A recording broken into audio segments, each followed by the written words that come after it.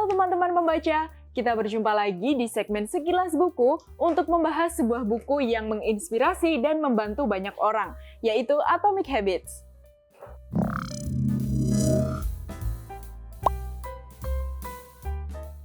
Buku pengembangan diri ini berisi tentang bagaimana kita mengubah pola pikir bahwa kita harusnya berfokus pada proses, bukan hasil. Karena dalam buku ini dijelaskan bahwa untuk mencapai hasil yang besar, kita harus memulai langkah dari kebiasaan-kebiasaan kecil. Seperti langkah awal yang ditempuh oleh penulis buku ini, James Clear. Ia mulai menulis artikel-artikel sederhana di situs pribadinya secara konsisten, yaitu 2 kali dalam seminggu.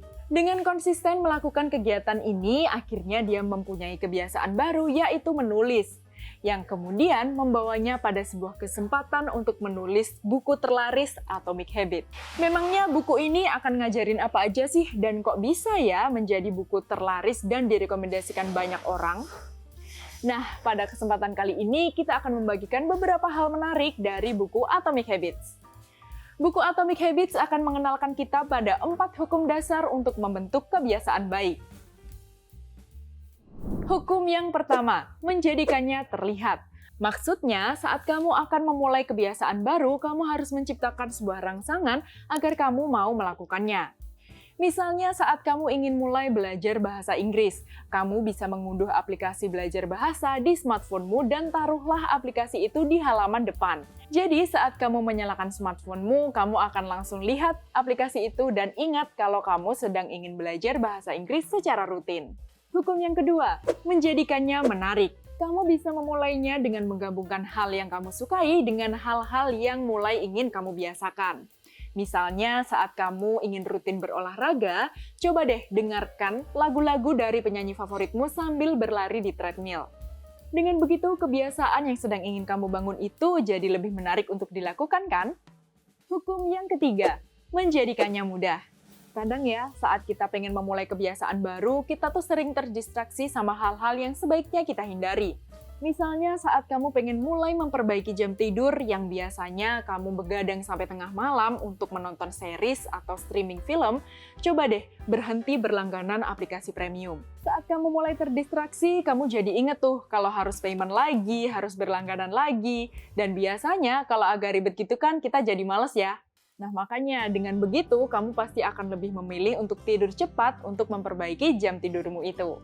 Hukum yang keempat yaitu menjadikannya memuaskan. Ini contohnya saat kamu ingin mulai menabung dan pengen lebih berhemat, coba deh uang jajan atau uang yang harusnya kamu alokasikan untuk hal-hal yang mungkin belum urgent, kamu masukkan ke sebuah rekening yang kamu beri nama nonton konser idola. Dengan memasukkan uang yang tadinya pengen kamu buat jajan ke tabungan itu tadi, akan menumbuhkan perasaan yang memuaskan kan? Dalam buku ini terdapat 20 bab yang masing-masing babnya diakhiri dengan ringkasan. Jadi kita akan lebih mudah mengingat apa yang baru kita pelajari.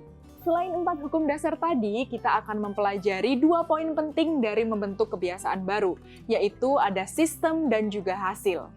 Di bab pertama, kita akan diberi pemahaman bahwa hasil atau perubahan perilaku yang ingin kita capai sangat berkaitan dengan sistem yang kita terapkan. Penulis juga menuturkan kalau kita terasa sangat sulit untuk membangun kebiasaan baru, itu bukan karena kita tidak bisa berubah, tapi ada sistem yang salah yang kita ciptakan.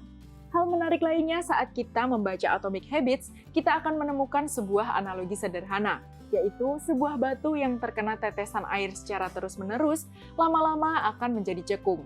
Tetesan air itu diibaratkan sebagai 1% kebiasaan baik yang kita lakukan berkali-kali di saat ini akan mengubah keadaan kita di masa depan.